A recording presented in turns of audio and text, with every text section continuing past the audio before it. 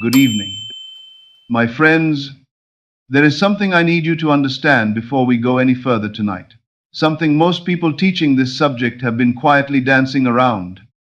And once you hear it, you will not be able to unhear it. You have been told to believe. You have been told to imagine. You have been told to feel the wish fulfilled. And you have tried. You have tried with great sincerity, great effort, great hope, and still something has not clicked into place. Tonight, I want to tell you why. It is not your imagination that is failing you. It is not that you are doing it wrong. It is not that the law is ignoring you, or that your desire is too large, or that you are somehow spiritually unworthy of the life you have been dreaming of. The problem is simpler and stranger than any of that.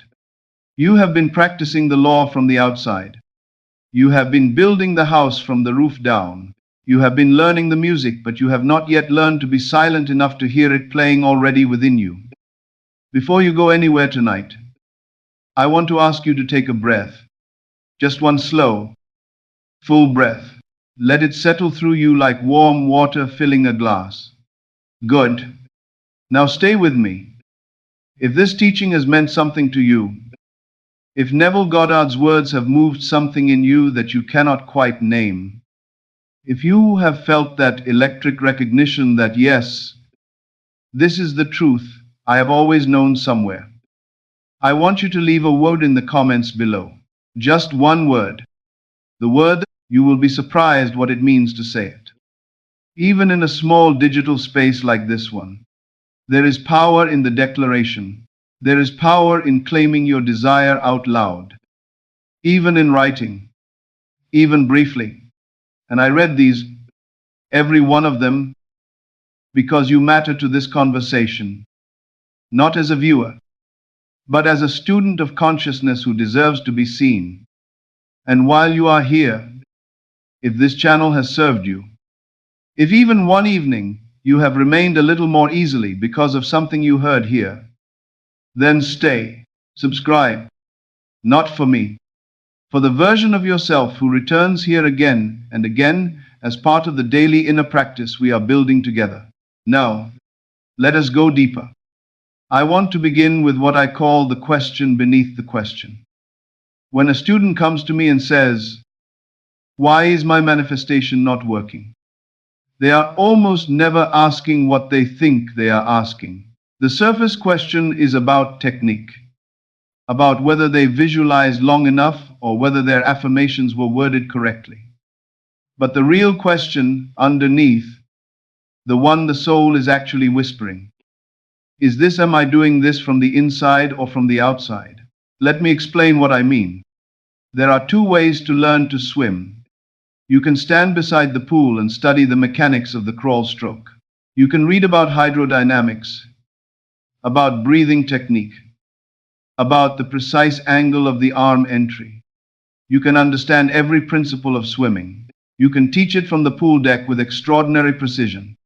And you will still drown the moment you jump in. Because swimming is not a thing you understand. It is a thing you become. The law of assumption is exactly the same. You can understand it completely. You can quote Neville. You can describe the difference between thinking of your desire and thinking from your desire. You can explain the state akin to sleep, the scene implying fulfillment, the inner conversation revised. And you can still be standing on the pool deck, dry, waiting. Tonight, I want to walk with you into the water. There is a man I worked with some years ago. I will call him Marcus. Marcus had come to the law of assumption after nearly a decade of what he described as spiritual searching. He had tried everything. He said, every modality, every practice, every framework. And he had come to Neville's teaching with the same intelligent, determined energy he brought to everything else in his life. Marcus was a reader. To think about, a man who prided himself on understanding things deeply. And he had understood the law deeply. He could sit with you for 2 hours and walk you through every principle with clarity and precision. But his outer world had not moved. not in the ways that mattered to him. He had a career that fed him but did not move him. He had relationships that were kind but not intimate. He had a life that was functional but not alive. And he could not understand why, given how thoroughly he had mastered the theory. Nothing had substantially changed. When he sat with me, I asked him one question. I didn't ask him what he wanted. I did not ask him what he had been imagining. I asked him something different.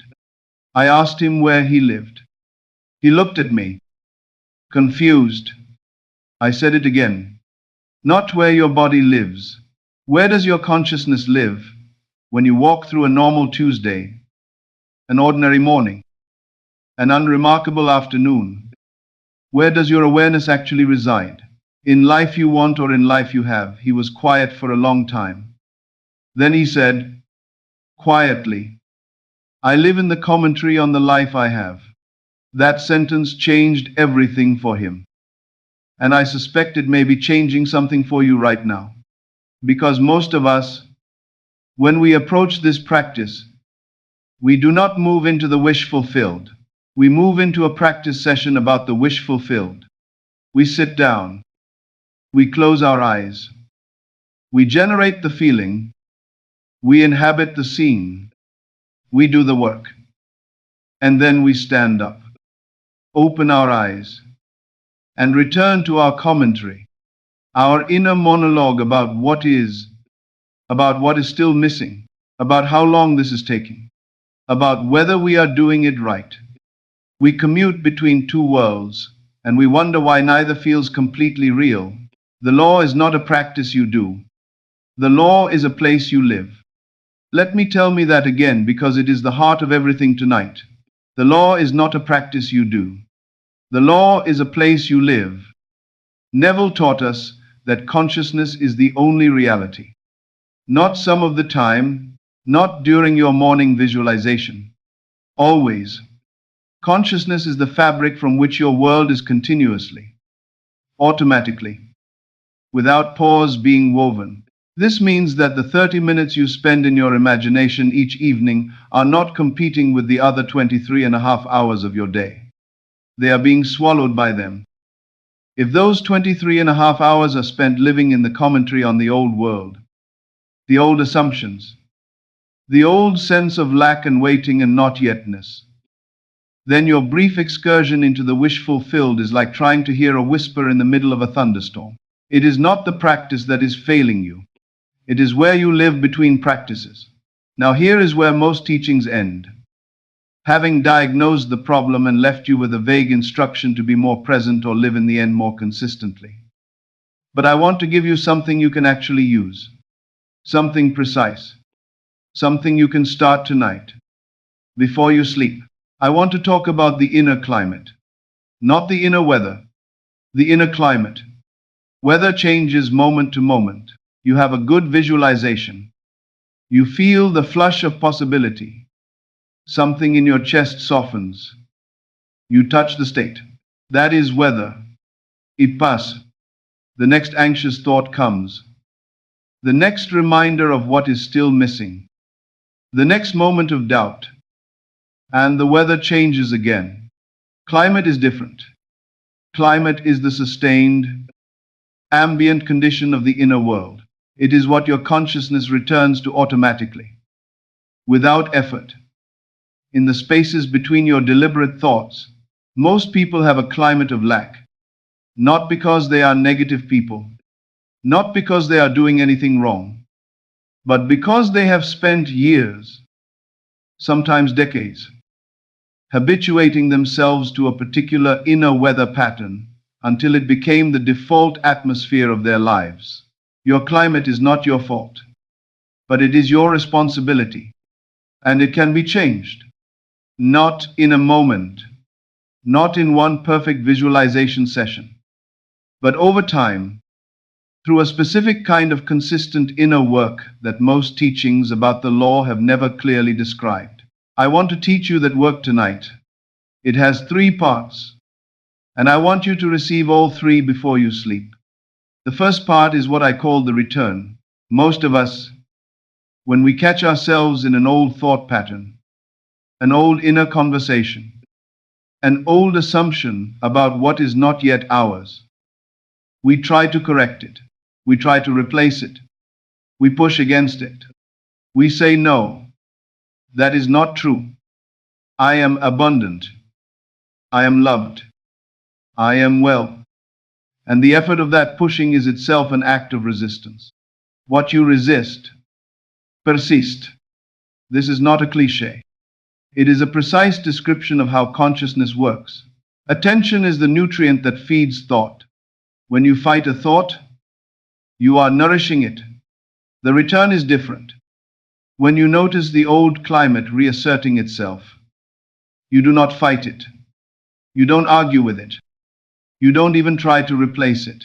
You simply return. The way you return home after a long journey. Not with struggle. Not with force. With recognition. Oh, he drifted. I was over there for a moment in that old familiar house of worry. Of not yet. Of watching and waiting. That's okay. That is what minds do. Now I return. And you come back. Not to a forced feeling of joy or abundance. Not to an assertion. To something quieter and more solid than that.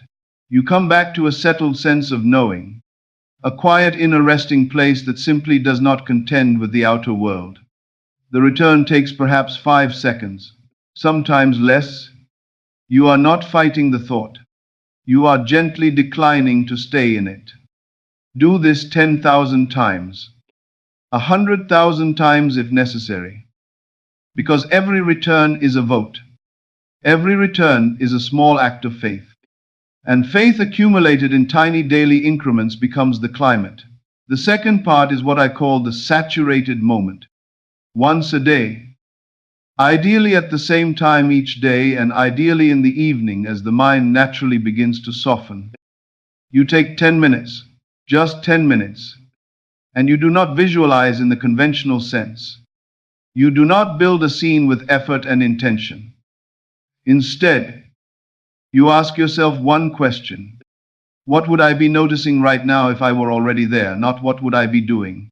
Not what would I be feeling in some general joyful way?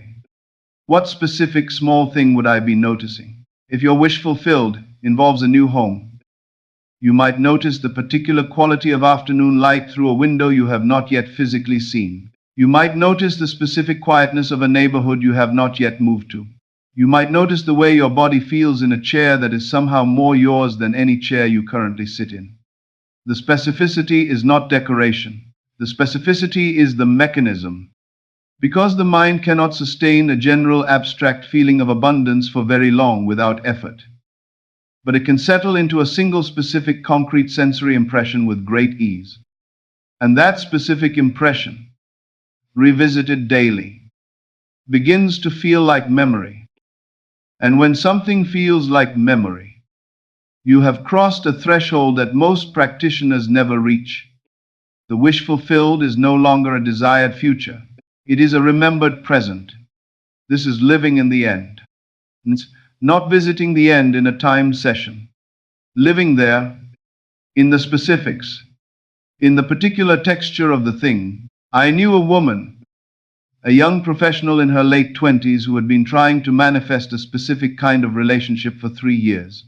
She was doing everything right on paper. She was affirming. She was visualizing. She was doing her inner work. But she was visualizing the idea of the relationship, the emotional gestalt of it, the general warm glow of being loved. I asked her to try something different. I asked her to find one small specific sensory detail that would only exist if the relationship were already real. Just one. She thought about it for a long time. And then she said, I would hear someone in the kitchen, the sound of someone else in my apartment making coffee while I am still in bed. That was it.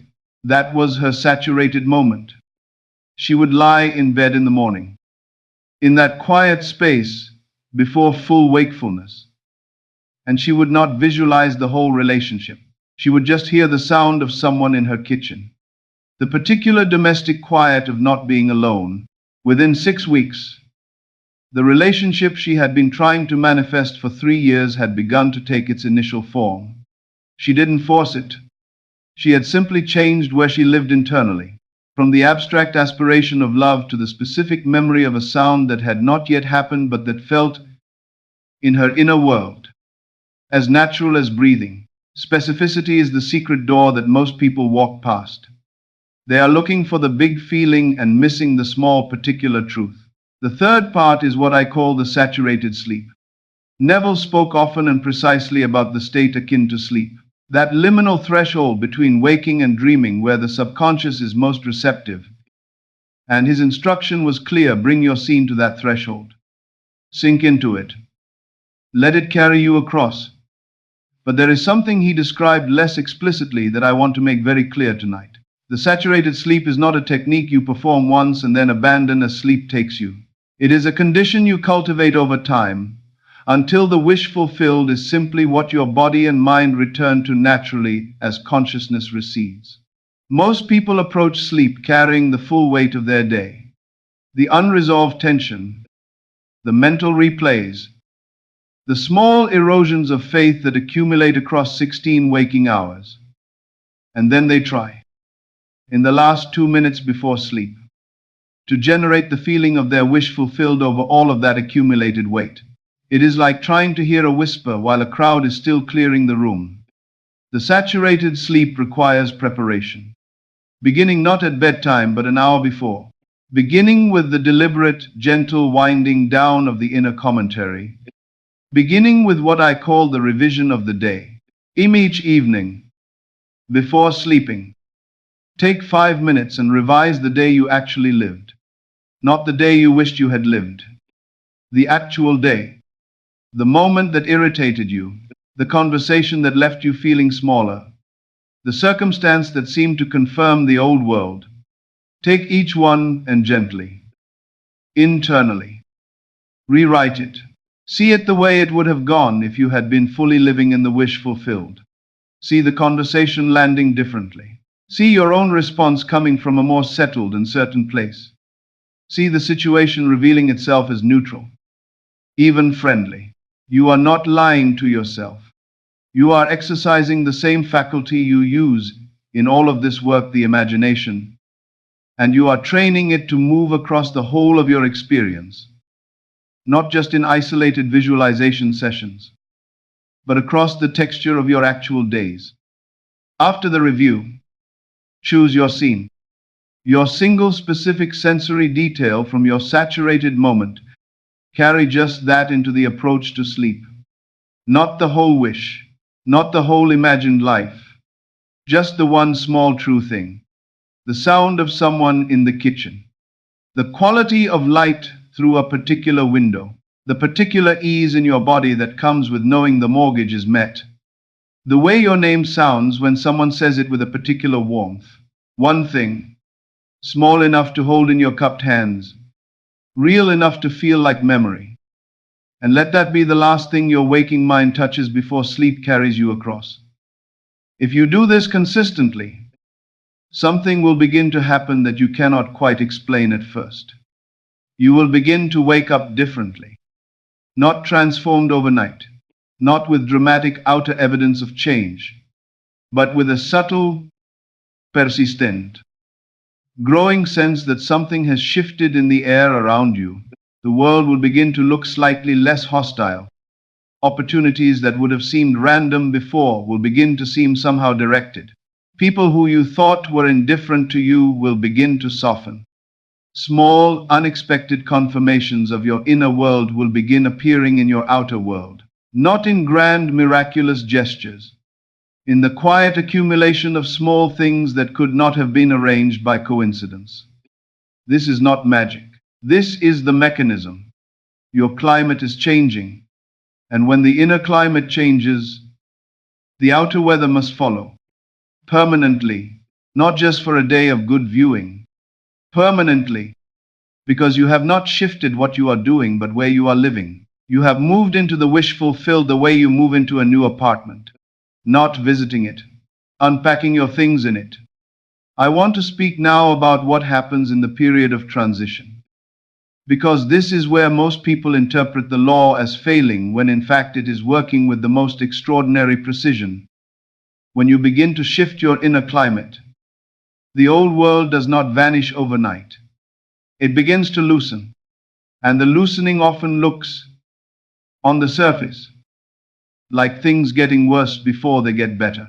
The job situation you were tolerating becomes intolerable. The relationship you were managing becomes impossible to continue managing. The habits you were sustaining on the basis of the old self-concept begin to collapse because they were built on foundations that no longer exist in your consciousness. This is not failure. This is precision. The old world must be clear before the new world can be seen clearly.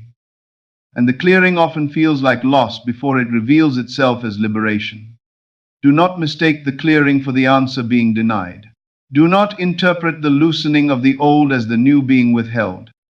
Trust that what is dissolving was built on the old climate, and that what is forming is already being built in the unseen, on the new one. Here is what I want to leave you with tonight. My cherished friends, the law is not asking you to work harder. It is not asking you for more intense visualizations or more disciplined affirmations. It is asking you for something simpler and in some ways more demanding than any of that. It is asking you to move, to pick up the contents of your consciousness, the furniture of your inner life, and move it. Move it out of the house of the old world. Stop doing yourself at home in the waiting room between the life you have and the life you want. The waiting room is comfortable. It is familiar. You know where everything is. You have been sitting there long enough that your shape is in the chair. But the door is open. The wish fulfilled is not a destination you are traveling toward. It is a room you have always had access to. You simply forgot that you were allowed to go in. Sit down and start living there. The return, 10 seconds, 10,000 times. The saturated moment, one specific sensory truth, held daily until it feels like memory. The saturated sleep, the revision, the single detail, the crossing into sleep as the one who already lives there. These are not steps toward the wish fulfilled. They are the practice of living in it. Now, before the evidence, before the confirmation, before the outer world catches up to the inner fact, and it will catch up. It always does. It always has. It always will. The outer world has no choice. It is made of your consciousness, and your consciousness is changing. Go to sleep tonight as someone who already lives there, not as someone trying to imagine their way there, as someone who is simply, finally, naturally home. There is nothing more for you to wait for. The door was never locked. Walk through it. Rest in it. And know that as you sleep tonight, the unseen is already arranging itself to confirm what you have accepted as true. Sleep well. My friends, the work is done. What the student who truly received tonight's teaching discovered is something that every spiritual tradition has tried to say in 100 different languages. That the experience you are seeking is not a reward waiting at the end of a long road. It is the quality of attention you bring to the road itself. You cannot arrive at peace by anxiously pursuing peace. You cannot find belonging by desperately seeking it. The law of assumption, at its deepest level, is not a technical manifestation. It is a description of what consciousness is and how it works. And consciousness, your consciousness, is not a tool you use to get things. It is the substance from which all things are made. This is why the 3 practices I offered tonight are not visualization exercises. They are practices of inhabiting, of returning, again and again, to the simple direct experience of being the one who already has, already is, already lives in what was sought. Every tradition calls this something different. Neville called it the wish fulfilled. The mystics called it the pearl of great price. The scriptures called it the kingdom of heaven. which is not a place you travel to but a state you enter. The teacher does not give you the state. The teacher only reminds you that you have always had access to it and shows you the door. You have always had access to it. That is what I want you to carry to sleep tonight. No hope, not desired, not the warm glow of a good visualization session. The quiet, settled certainty that the door is already open. And you are already, in the truest sense, already home.